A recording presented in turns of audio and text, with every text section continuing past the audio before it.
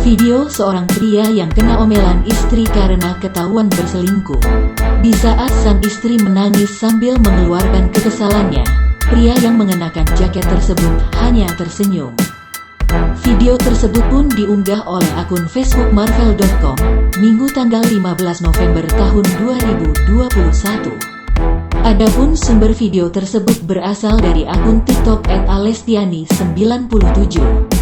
Di dalam video, seorang wanita sekaligus perekam terdengar menangis sambil memarahi pria yang duduk di hadapannya.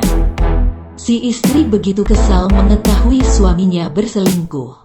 Ia lalu mengungkapkan kekesalannya tersebut.